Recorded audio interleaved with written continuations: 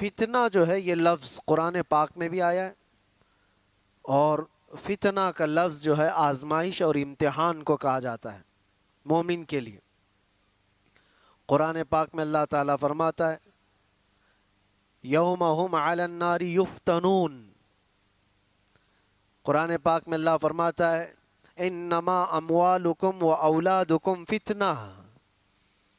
तुम्हारा माल, तुम्हारी औलाद फितना, फितना का मतलब आजमाइश है, तुम्हारा इम्तिहान है। इन्नल्लज़ीना फतनुल मुमिनीन वल मुमिनात, फितना का ये लफ्ज़ कुरान पाक में कई जगह पर आया। जो आयत मैंने खुतबे में पढ़ी वो भी फलयहज़रिल्लज़ीना युखालिफून अन अम्रिही अन तुसीबहुम फितना औ युसीबहुम अज़ाबुन अलीम। अल्लाह फरमाता है लोगों को चाहिए कि मेरे नबी के हुक्म की मुखालफत करने से बचें, वरना वो फितनों में मुब्तला होंगे या दर्दनाक अजाब में गिरफ्तार होंगे। ये अल्लाह ताला की तरफ से पहले से तंबीह की गई है। हुजूर की मुखालफत करोगे, नबी पाक सल्लल्लाहु ताला अलैहि वसल्लम की तालीमात को छोड़ोगे तो फितनों में मुब्तला होगे, बहुत सारी आजमाइशें आएंगी। आज जो हम फी ज़माना पूरी आजमाइशों में घिरे हुए हैं, क्या अपने गिरेबान में झांक कर देखें कि हुजूर पाक सल्लल्लाहु अलैहि वसल्लम की तालीमात के मुखालिफ नहीं चल रही पूरी उम्मत। जिस उम्मत को खैर उम्मत का लक़ब कुरान ने दिया, या अच्छाइयों का हुक्म देती है बुराइयों से रोकती है, वो कहाँ है तुम्हारा मनसब? क्या हर कोई वो जिम्मेदारी निभा रहा है? अच्छाइयों का हुक्म दे रहा है हर कोई, बुराइयों से रोक रहे हो हर कोई, डर रहा है हर कोई। ये सोचता है हमको क्या पड़ी है, कोई जा रहा है खड्डे में गिर रहा है तो हमको उससे क्या लेना देना। बुराइयों से रोकने का मिजाज उम्मत का ख़त्म होता चला गया। तुम खैर उम्मत हो, ये मनसब कभी तुमसे अलग नहीं हो सकता। और इल्म इस्लाम लाया है, और आज इस्लाम के पैरोकार मुसलमान इल्म से दूर है। अखलाक इस्लाम ने दिया है पूरी दुनिया को, अखलाक इस्लाम ने दिया है। माँ और बहनों के दरमियान तमीज इस्लाम ने दिया, औरतों के हुकूक इस्लाम ने अता की। लेकिन ये सब बातें मैं इसलिए अर्ज कर रहा हूँ कि क्या मुसलमानों में अब भी वो इस्लाम है, या रसूल पाक सल्लल्लाहु ताला अलैहि वसल्लम की तालीमात को इतना पीछे डाल दिया। कभी कभार मैं सोचता हूँ मेरे अजीजों, अपने दिल पर हाथ रख करके बताओ, जिस रसूल पाक से तुम जान से ज्यादा मोहब्बत करने की बात करते हो, उस रसूल की कितनी हदीसें तुम्हें याद है? दूसरों के डायलॉग्स तो याद हो जाते, गाने जुबान पर यूं ही आ जाते हैं। वो इसलिए नहीं कि तुम गाने रट्टा मार के याद करते हो, सुन सुन के ही याद होते हैं, चलते फिरते लग जाते हैं, याद होते हैं। किसी के डायलॉग्स बहुत ज्यादा इधर उधर वायरल होते हैं, वो याद हो जाते हैं। लेकिन मैं ये पूछना चाहता हूँ कि ये सुन सुन करके जब दुनियावी नगमे याद हो जाते हैं, तो अपनी आदत ऐसी क्यों नहीं डाली कि मेरे नबी के नगमे भी सुन सुन के याद हो जाए, हुजूर की बातें याद हो जाए। बात यही है कुल मिलाकर कि हम जिस आजमाइश के शिकार हो रहे हैं आज या होंगे, इन सब का असल सबब कुरान ने कहा है रसूल पाक सल्लल्लाहु ताला अलैहि वसल्लम के हुक्म की खिलाफ वर्जी। देखो, हुजूर के हुक्म की खिलाफ वर्जी दो तरह का करता है आदमी। एक जानबूझ के करने वाला, वो काफिर है, वो कहता है कि मैं मानता ही नहीं, नाउजुबिल्लाह, वो काफिर है। लेकिन एक अनजाने में करता है, वो हुजूर से मोहब्बत तो करता है, लेकिन नफ्स कभी गालिब है, शैतान कभी गालिब है, सुस्ती कभी गालिब है, जिसकी वजह से इन अहकाम को अमल नहीं कर पाता। लेकिन नुकसान वो भी उठाएगा, वो भी उठाएगा। पहला वाला तो जहन्नम, जिसने जानबूझ करके इनकार किया हुजूर की हुजूर के फरामीन को, वो तो जहन्नम में जाएगा।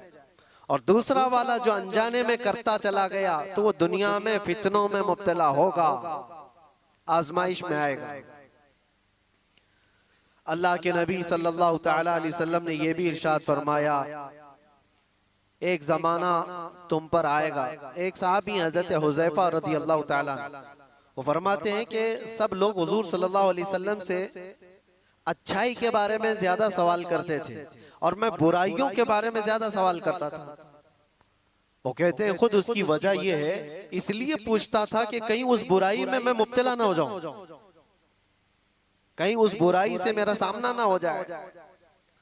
तो हज़रत हुज़ैफा रज़ी अल्लाह ताला अन्हु ने हुजूर सल्लल्लाहु अलैहि वसल्लम से पूछा, या रसूल अल्लाह सल्लल्लाहु अलैहि वसल्लम, हम ज़माने जाहिलियत में थे, कुफ्र में थे, शिरक में थे, इस्लाम आया, खैर आया, अल्लाह ताला ने हमें एक शर से निकालकर खैर में लाया, तो क्या इस इस्लाम के खैर के बाद फिर कोई और शर आने वाला है? इसके बाद और कोई बुराई आएगी? हुजूर ने फरमाया, हाँ आएगी। जिस इस्लाम में तुम हो, इस खैर के बाद फिर शर आएगा। उस साहबी ने फरमाया, क्या वो शर जो आएगा, वो बुराई जो आएगी, उसके बाद फिर कोई खैर नहीं आएगा? हुजूर ने फरमाया, आएगा। इसका मतलब ये है, ज़माने जाहिली, ये पूरी हदीस सुन लीजिए, हजरत हुज़ैफा रज़ियल्लाहु ताला अन्हु की ये हदीस सही हदीस है पाक। पहले उन्होंने पूछा, हम ज़माने जाहिलियत में थे, कुफ्र और शिरक में थे, इस्लाम में आए तो एक बुराई से निकलकर खैर की तरफ आए। अब पूछा, क्या इस खैर के बाद फिर कभी और कोई बुराई आने वाली है, शर आने वाला है? हुजूर ने फरमाया, हाँ आने वाला है। उस शर के बारे में क्या क्या हुजूर ने फरमाया वो भी बताता हूं। लेकिन हजरत हुज़ैफा ने उसके बाद का भी पूछा, कहा वो शर जब आए तो क्या उसके बाद फिर कोई भलाई आएगी कि नहीं आएगी, खैर आएगा कि नहीं? हुजूर ने फरमाया, हाँ आएगा। इसका मतलब ये हुआ कि हम जिस जमाने से गुजर रहे हैं, हो सकता है ये शर पे शर, शर पे शर आ रहा है, लेकिन मेरे नबी की बशारत के बाद ये सारे शर के बाद एक खैर आने वाला है। इस सारे शर के बाद एक खैर आने वाला है। यहां तक कि हुजूर सल्लल्लाहु अलैहि वसल्लम से जब हजरत हुज़ैफा ने पूछा था ना कि कैसा शर आएगा, हम तो जहालत से निकल करके इस्लाम में आए, ये खैर है, इसके बाद जो शर आएगा वो कैसा होगा? हुजूर ने फरमाया, वो ऐसा होगा कि लोग मुसलमान कहलाने को भी झिझकते होंगे और कुछ लोग उसको, मुसलमान को ऐसा देखेंगे जैसे किसी चोर को या जानी को देखा जाता है। वो जमाना आएगा, वो शर का जमाना, यानी लोग उसको दिखा दिखा करके बोलेंगे, ये देखो मुसलमान जा रहा है, ये देखो मुसलमान जा रहा है। मुसलमान होना ताज्जुब की बात हो जाएगी, ऐसा शर आएगा। और यहां तक कि हुजूर सल्लल्लाहु अलैहि वसल्लम फरमाते हैं, जैसे जानी को लोग हिकारत से देखते हैं, एक सच्चे मोमिन को ऐसा देखा करेंगे। ये जमाना आएगा, तुम शर्माना मत कि लोग मुझे ऊपर से नीचे ऐसे ताड़ते हैं, इतना घूरते हैं, इतना देखते हैं। तुम मोमिन होगे तो देखेंगे जरूर, और देखे जाओगे तुम। उनके देखने पर मैं अपना अमामा क्यों उतारूं, उनके देखने पर मैं अपनी दाढ़ी क्यों निकालूं, बल्कि वो घूर घूर के हमें बता रहे हैं कि हम मोमिन हैं। वो शर का जमाना आएगा कि लोग ताज्जुब से देखा करेंगे मोमिन को, ताज्जुब से देखेंगे और ताना भी मारेंगे कि ये देखो बड़ा मोमिन बनता है, ये बड़ा मुसलमान लगता है। अभी वो जमाना इतना ज्यादा आम तो नहीं है, लेकिन नमाजियों को तो ताना देते हैं, टोपी वालों को, दाढ़ी वालों को, अमामे वालों को तो ताना देते ही हैं। हुजूर की सुन्नत पर जो आता है उसको नहीं लोग मजाक में लेने लग जाते हैं। याद रखना, कुफ्फार और मुशरिकीन जो मजाक कर रहे हैं वो तो जहन्नम में जाएंगे, लेकिन कोई मुसलमान अगर हुजूर की सुन्नतों का मजाक करेगा तो दायरे इस्लाम से खारिज हो गया, उसने कुफ्र किया है। हुजूर पाक सल्लल्लाहु ताला अलैहि वसल्लम की सुन्नत को हल्का जानना कुफ्र है। अब सुनो, इतना ही नहीं, उस शर के बारे में हजरत हुज़ैफा ने जो पूछा था, ये खैर के बाद जो शर आएगा, बुराई आएगी, वो क्या क्या होगी? हुजूर ने फरमाया, ऐसा होगा कि हथेली पर अंगारा लेकर खड़ा होना आसान होगा, मुसलमान बन करके रहना और मुश्किल। मफहूम हदीस बता रहा हूं, ईमान पर कायम रहना इतना मुश्किल हो जाएगा, हथेली पे जैसे अंगारा लेकर खड़ा होना मुश्किल है। ऐसा ही है आज। अमानत के साथ बरकरार रहना, नजरों की हिफाजत के साथ कायम रह जाना, हुजूर की सच्ची मोहब्बत, अकीदत और उनकी उल्फत के साथ इस जमाने में जी लेना अपने हथेली पे अंगारा रखने से कम नहीं है। ये कम नहीं है मेरे अजीजों। बड़ी आजमाइशें होती हैं। लोग नारे लगा करके समझते हैं कि आसान है। हाँ, शायर ने ये कहा था, ये शहादत गहे उल्फत में है कदम रखना। लोग आसान समझते हैं मुसलमान होना। कदम कदम पर शहादतें, कुर्बानियां हैं। अब सुनो एक और हदीस। यहां तक तुम परेशान हो चुके होंगे, इतने परेशान हो चुके होंगे कि कभी कब्रिस्तान की तरफ से गुजर रहे होंगे तो हुजूर फरमाते तुम कब्रों वालों को देख करके ये तमन्ना करोगे काश उसकी जगह मैं होता तो अच्छा होता, क्योंकि वो फितनों से बचकर चला गया, हमसे पहले चला गया, अब महफूज सोया है और हम रोजाना एक नए फितने का मुकाबला कर रहे हैं। ये कैफियत आएगी ईमान वालों पर। और इतना ही नहीं, और आगे अल्लाह के नबी सल्लल्लाहु तआला अलैहि वसल्लम फरमाते हैं मोमिनों पर जो शर का जमाना आएगा वो ऐसा होगा कि पूरी दुनिया में कुरान के सिर्फ लफ्ज बाकी रह जाएंगे, कुरान नहीं रहेगा, लफ्ज बाकी रह जाएंगे। और मुसलमानों में नमाजों से दूरी, ये सारी चीजें आ जाएंगी, कुरान तक इनके बीच में नहीं रहेगा। कुरान के लफ्ज रह जाएंगे का मतलब यही है कि कुरान तो मौजूद है लेकिन कितनों के पास है।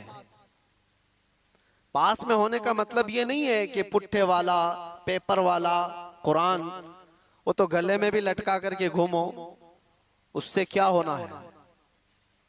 जब कुरान ना पढ़ना आता है, ना समझ आती है और ना अमल करना आता है, तो क्या ये आज हालत नहीं है। कुरान कितने के पास, कितने लोगों के पास। मुझे अजीब वो मज़हका लगता है, लोग कव्वालियों में तो झूमते हैं और कुरान की तिलावत होती है तो इन्हें कुछ नहीं असर होता। उनको तो लगता है कब खत्म हो रही है, किरात कितनी लंबी कर रहे हैं मौलाना साहब, नमाज में लंबी किरात हो रही है। कुरान अल्लाह का कलाम है, तुम्हें समझ में आ रहा होता तो तुमको पता ही नहीं चलता कि रकात कब हो रही है। इक्का दुक्का जिसको कुरान होता होगा। तो अल्लाह के नबी सल्लल्लाहु अलैहि वसल्लम ने फरमाया एक जमाना इन पर आएगा कि इनके पास कुरान ही नहीं होगा। तो साहबा डर गए, इतना शर आएगा इनके पास। हुजूर ने यह भी फरमाया चरवाहे लोग होंगे, कम जात के लोग होंगे, लेकिन बड़ी बड़ी इमारतें बनाकर सजा रहे होंगे, सब घरों की ज़ेबो ज़ीनत में लगे होंगे, आराइश में लगे होंगे। आज ये तो देखने को मिलता है। बल्कि ये भी फरमाया मेरे आका सल्लल्लाहु अलैहि वसल्लम ने कि वो बड़े बड़े तख्तों पर बैठकर हुकूमत भी करेंगे। वो सब अलामात आज देखने को मिलती है। हर छोटा बड़ा, बड़े लोगों की बात तो अलग है, एक छोटा सा आदमी भी आज सब इस ज़ेबो ज़ीनत में लगा हुआ है। मस्जिदें सजा दी जाएंगी और उसमें नमाजी नहीं रहेंगे। सब मस्जिदें मार्बल की हैं, सब मस्जिदों में कालीन है, तकरीबन मस्जिदों में एसी है, सब आरामदेह चीजें सब, लेकिन सजदा करने वालों के लिए मस्जिदें ढूंढ रही नहीं है। ये वो जमाना आएगा। नबी पाक ने जब ये फरमाया तो सहाबा इकराम रिदवानुल्लाहि ताला अलैहिम मजमाइन जो सवाल कर रहे थे, अब जाहिर सी बात है, अब मैंने इतनी अलामतें जो बताई, डर और खौफ लग रहा है कि नहीं लग रहा है? डर और खौफ है कि नहीं? क्या ऐसा जमाना आएगा कि लोग हमको मोमिन होने पर ताना देंगे? और इतना ही नहीं, हुजूर ने यह भी फरमाया कत्ले आम बढ़ जाएगा, हरज बढ़ेगा। लालच की बुनियाद पर 100 लोग होंगे तो 99 कत्ल हो जाएंगे, एक बच जाएगा। इतने ज्यादा कत्ले आम, मौतें ज्यादा होने लग जाएंगी। अब ये सब था जो शर का जमाना है। तो हजरत हुज़ैफा ने फरमाया या रसूल अल्लाह सल्लल्लाहु अलैहि वसल्लम, उस शर के बाद कोई खैर आएगा कि नहीं आएगा? हुजूर ने फरमाया हाँ आएगा, जब पूरी दुनिया में इस तरह का जुल्म आम हो जाएगा, अल्लाह इमाम मेहदी को पैदा फरमाएगा। ये खैर का जमाना होगा, ये खैर का जमाना होगा। हुजूर अकरम सल्लल्लाहु अलैहि वसल्लम फरमाते हैं, फिर मेहदी को अल्लाह पैदा फरमाएगा और मेहदी पूरी उम्मत को जमा करेगा और पूरी दुनिया में सिर्फ एक कलमा गूंजेगा, ला इलाहा इल्लल्लाह मुहम्मदुर रसूलुल्लाह सल्लल्लाहु अलैहि वसल्लम। ये हदीस पाक मैंने पूरी सुनाई जो हजरत हुज़ैफा रज़ी अल्लाह तआला अन्हु से मरवी है। उस शर के बाद एक खैर आने वाला है, लेकिन उस खैर के आने तक हमें इंतजार तो है। यहां तक के लोग भूल चुके होंगे दीन को। नबी पाक सल्लल्लाहु तआला अलैहि वसल्लम ने इमाम मेहदी के ज़हूर से पहले जो चीजें हैं उसके लिए इरशाद फरमाया कि लोग दीन पूरा भूल चुके होंगे, कुरान इनके बीच में नहीं होगा, तब इमाम मेहदी आएंगे। दुआ तो हम ये करते ही हैं कि अल्लाह ताला इमाम मेहदी का जमाना अता फरमाए। हर एक की ख्वाहिश है जो इमाम मेहदी का ज़हूर और तज़किरा सुनता है, वो एक परचम तले पूरी दुनिया जमा होगी, वो दौर कैसा होगा। उस चीज के लिए तमन्ना तो सब करते हैं, लेकिन दुआ ये भी करो उस दौर के पहुंचने तक। ये जो शर का जमाना, ये जो फितनों का जमाना है, अल्लाह इसमें सब्र और इस्तिकामत अता फरमाए। जो इसमें से बचकर निकला वो ईमान वाला है। अजीजा ने गिरामी वकार, आज के हालात में और हुजूर अकरम सल्लल्लाहु अलैहि वसल्लम ने यह भी फरमाया, ला तक़ूमुस्साअतु हत्ता यख़रुज 30 दज्जालून 30 कज़्ज़ाबन, यानी हुजूर फरमाते 30 के करीब दज्जाल आएंगे। वो जो काना दज्जाल है वो बाद में आने वाला है। वो हदीस वहीं तक खत्म नहीं हुई। हजरत हुज़ैफा की जो हदीस है, फिर से शुरू से मैं आपको बताऊं। उन्होंने कहा, हम कुफ्र में थे, जिहालत में थे, अल्लाह ताला ने इनाम फरमाया और हम खैर में आए, इस्लाम में आए। तो या रसूल अल्लाह, इस खैर के बाद कोई शर है? हुजूर ने फरमाया, हाँ उस शर आएगा। मैंने बताया शर। फिर इमाम में हजरत हुज़ैफा ने पूछा, उस शर के बाद फिर खैर आएगा? हुजूर ने फरमाया, हाँ आएगा। इमाम मेहदी को अल्लाह ताला मबूस फरमाएगा, पैदा फरमाएगा। फिर हजरत हुज़ैफा ने फरमाया, वो खैर के जमाने के बाद फिर शर आएगा? हुजूर ने फरमाया, हाँ इतना शर आएगा कि कयामत आएगी और तुम रब से मुलाकात करोगे। ये आखिरी दौर है। यानी ये नहीं है कि इमाम मेहदी के दौर के बाद फिर सब कुछ सही हो जाएगा। वो जमाना लिमिटेड टाइम का है, उसके बाद फिर शर आएगा और ऐसा शर आएगा कि पूरी रोए जमीन पर कोई कलमा पढ़ने वाला ही नहीं रहेगा। कयामत ईमान वालों पर नहीं आएगी, इतनी बात याद रखो। पूरी रोए जमीन पर एक भी ईमान वाला होगा तब तक कयामत नहीं आएगी। कयामत सिर्फ और सिर्फ कुफ्फार और मुशरिकीन पर आएगी। कयामत वो सबसे बड़ी आजमाइश। बहरहाल जिन आजमाइशों से हम आज गुजर रहे हैं, इसमें अल्लाह के नबी सल्लल्लाहु अलैहि वसल्लम ने फरमाया, इस्बिरू, सब्र करो, सब्र करो। सब्र दो किस्म का है, सब्र अलल मसाइब, सब्र अलल मासी। मुसीबतों पर भी सब्र करना है, ये आसान है। जो बड़ा सब्र है ना, वो दूसरी किस्म का है। हुजूर पाक सल्लल्लाहु अलैहि वसल्लम ने फरमाया, सब्र करो। सब्र, मशक्कत आई, मुसीबत आई, कोई इस तरह से घिर गया परेशानियों में कि निकलना मुश्किल है, ये सब इसको कहते हैं सब्र अलल मसाइब। मुसीबतों पर सब्र करना ये छोटा है। और बड़ा सब्र क्या है? ख्वाहिशाते नफसानियां और गुनाहों पर सब्र करना, ये बड़ा सब्र है। ये बड़ी आजमाइश है। दुनिया तुम्हारे सामने सब ओपन करके लाएगी, हर चीज खोल कर लाएगी। एक हदीस पाक ये भी अल्लाह के नबी सल्लल्लाहु अलैहि वसल्लम फरमाते हैं, फितने ऐसे जाहिर होंगे तुम पर, ऐसे जाहिर होंगे कि शाम में मोमिन होंगे, सुबह काफिर हो जाएंगे। सुबह मोमिन होंगे, शाम में काफिर हो जाएंगे। युस्बिहु मुमिनन व युमसी काफिरन। अल्लाह के रसूल सल्लल्लाहु अलैहि वसल्लम फरमाते हैं। और फितनों का ज़ुहूर ऐसा होगा, इतनी आजमाइशें कि हुजूर पाक सल्लल्लाहु अलैहि वसल्लम ये फरमाते हैं, एक फितना दूसरे फितने को अच्छा करके दिखाएगा।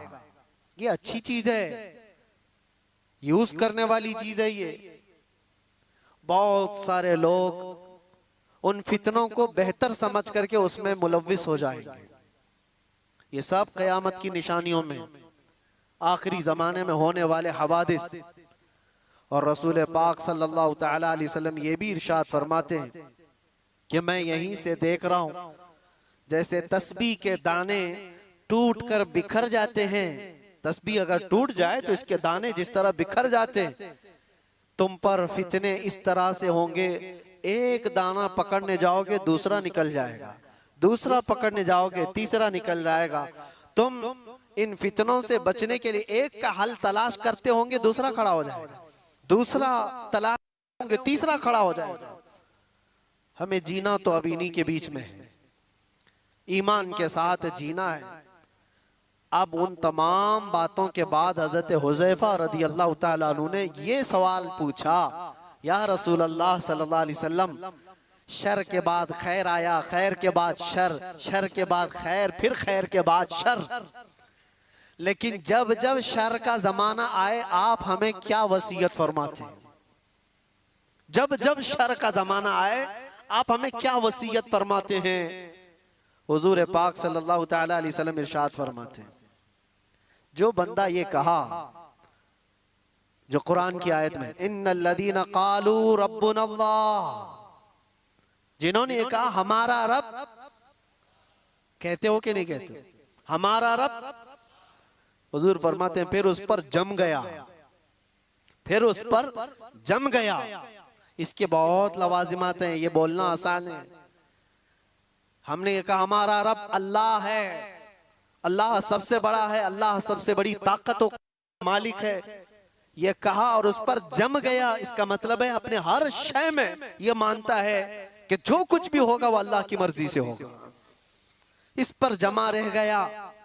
फिर दूसरी चीज हुजूर पाक सल्लल्लाहु अलैहि वसल्लम फरमाते हैं, वो आखिरत पर, आखिरी दिन पर अल्लाह से मुलाकात करने को सबसे ज्यादा यकीन रखता हो, इन शर के जमाने में वो महफूज रह जाएगा। दो ही बातें फरमाई हुजूर ने, एक अल्लाह पर यकीन रखा हो कि जो कुछ भी होगा मेरे रब की मर्जी से, और दूसरे आखिरत के दिन पर। यह बहुत अहम बात है।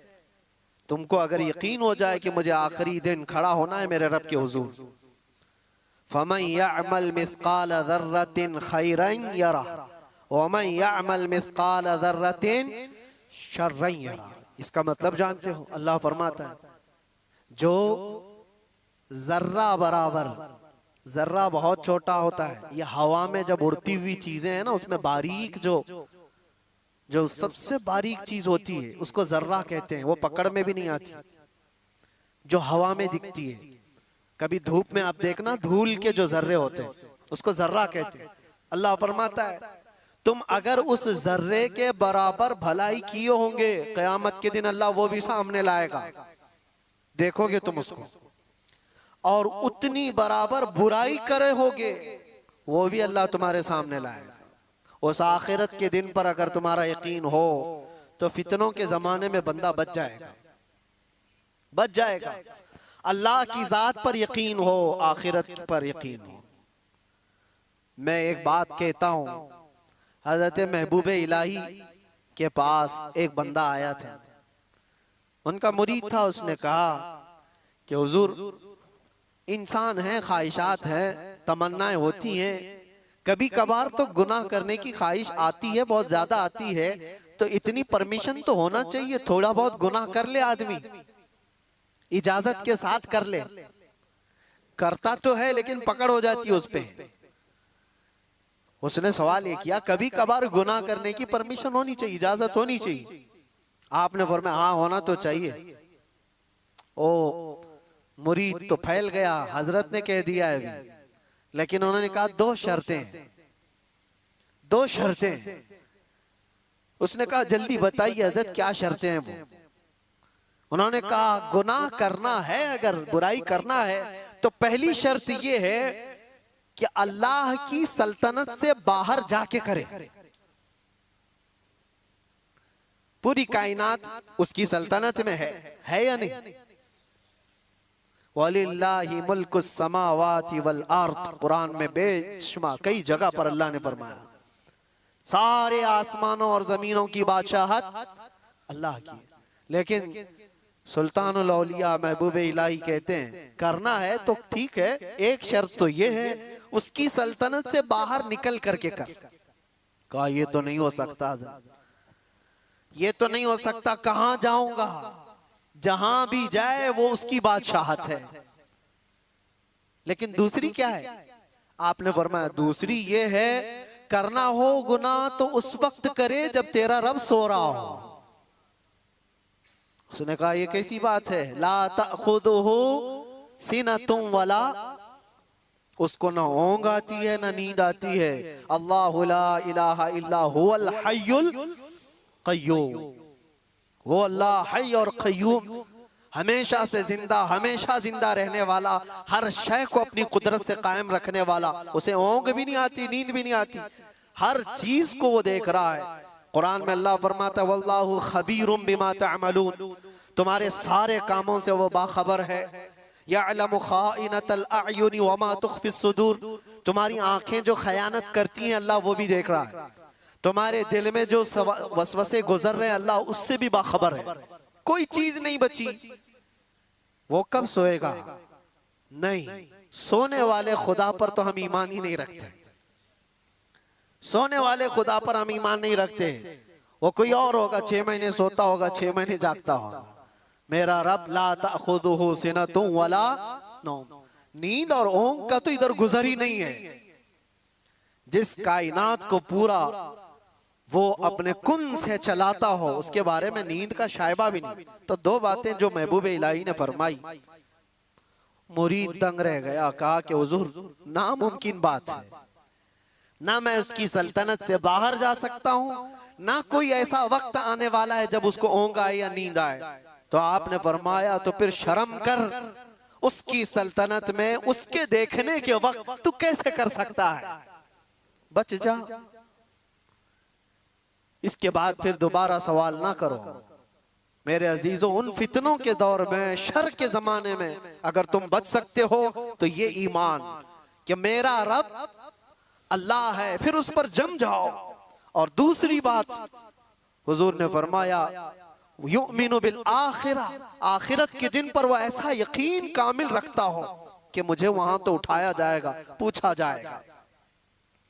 बहरहाल आज मुझे सिर्फ ये हदीस पूरी बयान करनी थी।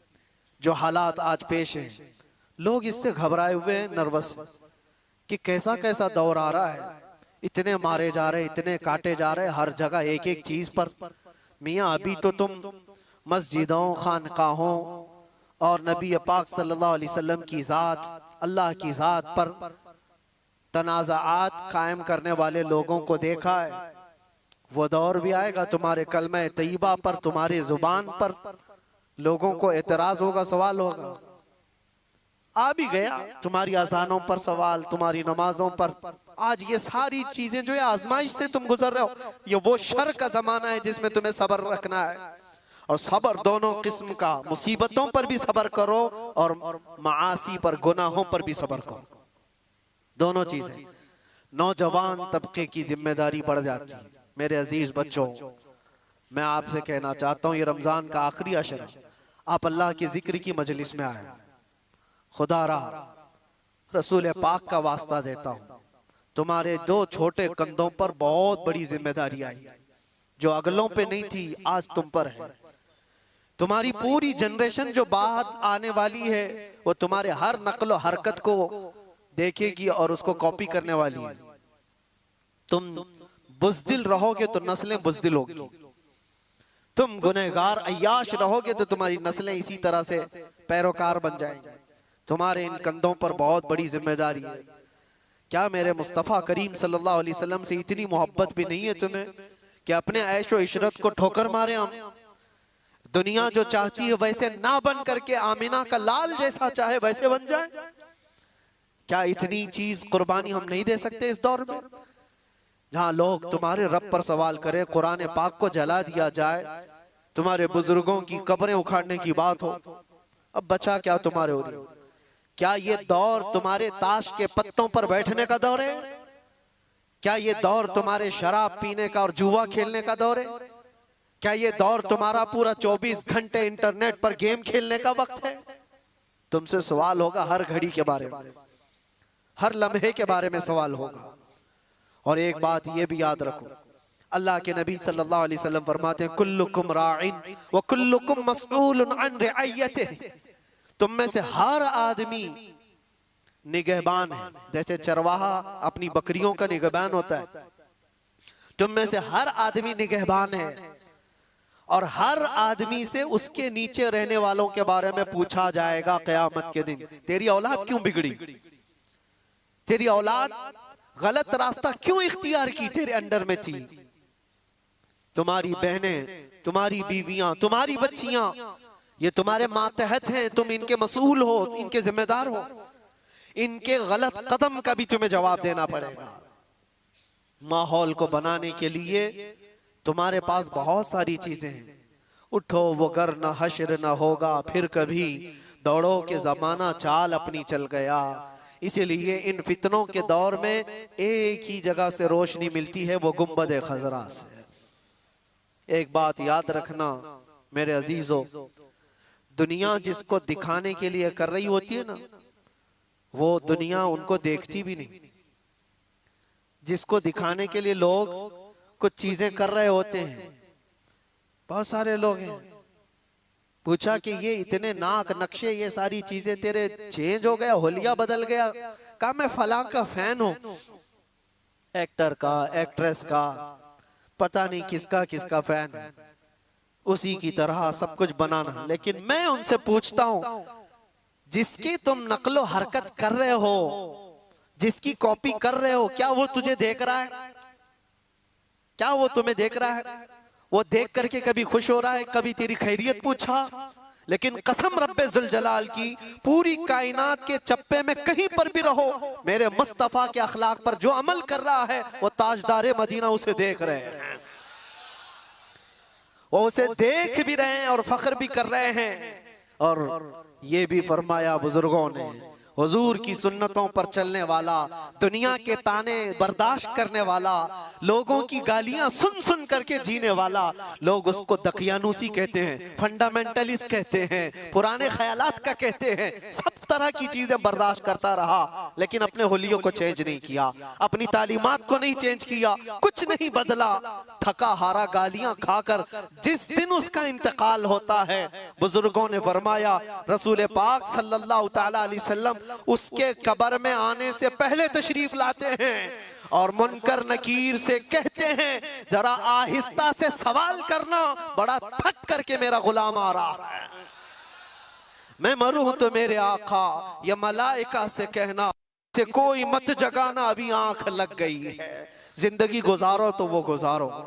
दुनिया के ताने इन फितनों के दौर में बर्दाश्त करना सीख जाओ। लोग तुम्हारे अखलाक पर उंगलियां उठाएं, तुम्हारे सच बोलने पर भी ताना होगा, तुम्हारे ईमान पर कायम रहने पर भी ताना देंगे लोग, तुम्हारी अच्छी बातों पर ताना देंगे कि इसकी जुबान तो देखो, मुल्ला बन गया, मौलवी बन गया, मौलाना जैसी बातें करने लग गया, ये ताने देने लग जाएंगे लोग। 2 हदीस क्या नौजवान सुनाएगा, उसको कहते हैं अल्लामा बन गया, मौलवी बन गया है।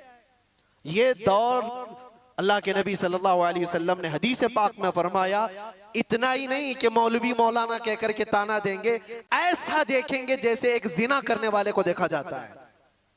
ये हदीस है किताबुल मलाहिम वल फितन में, अबू नईम ने यह हदीस नकल फरमाई है।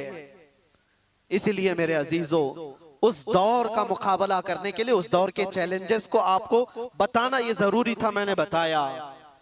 उस दौर में अल्लाह के नबी ने यह भी फरमाया, जो महफूज रह सकता है वो कौन है? वो बंदा जो ये कहा मेरा रब अल्लाह है और उस पर जम गया, चाहे कुछ भी हो, अब मेरा रब अल्लाह है। तुम मेरे सीने पर चढ़ करके बोलो, मेरी गर्दन पर तलवार रख करके बोलो, मैंने कहा है मेरा रब अल्लाह है तो अल्लाह ही है।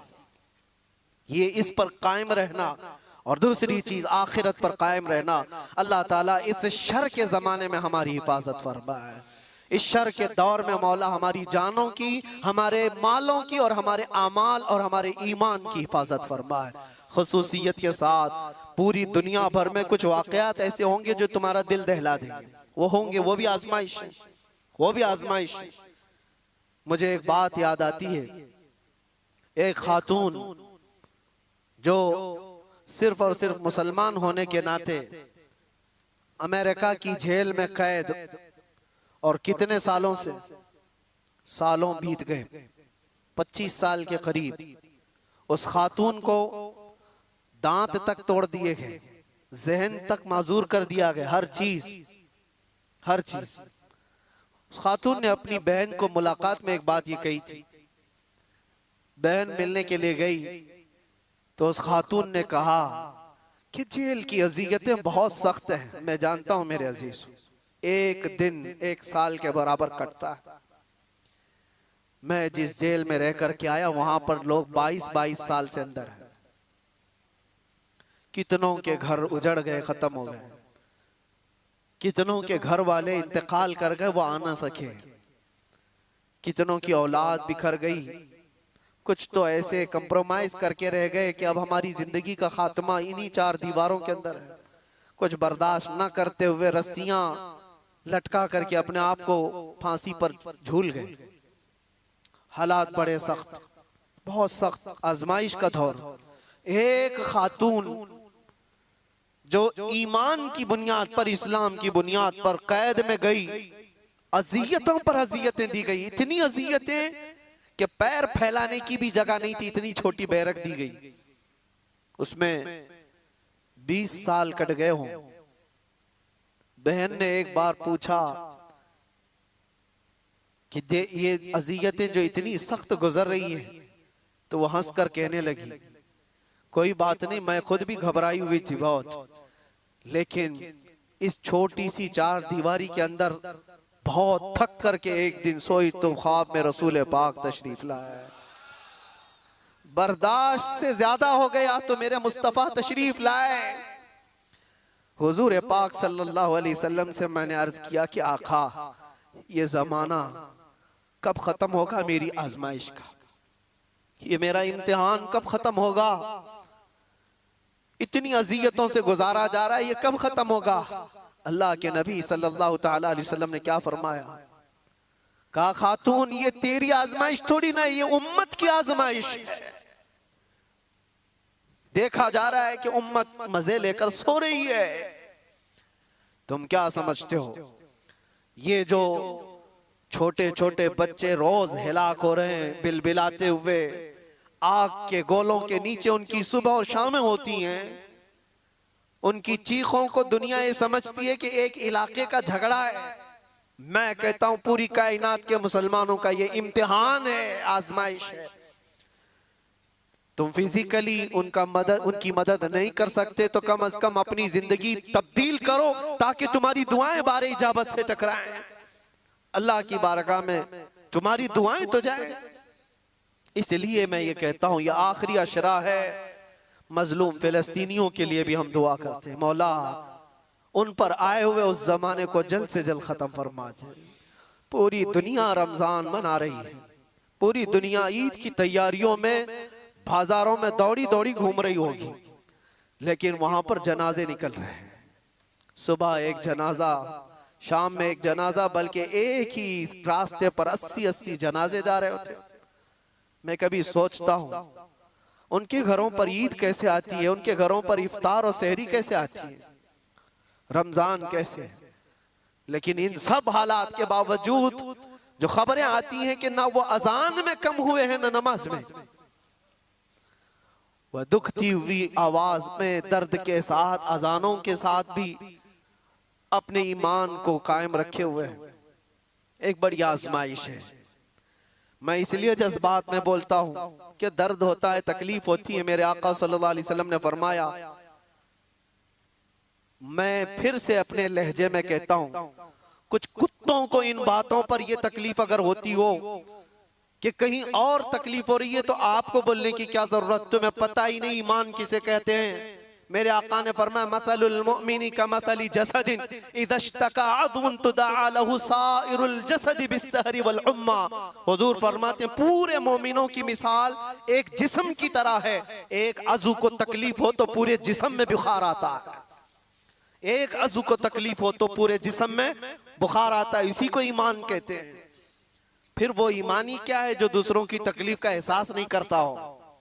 एहसास के साथ अपनी जिंदगियां बदलनी है। या आखिरी अशरे में गिड़गिड़ाओ और अपने रब से मांगो कि मौला हमें भी बदल दे और उनके हालात भी बदल दे। वो दौर मौला जल्द से जल्द अता फरमा।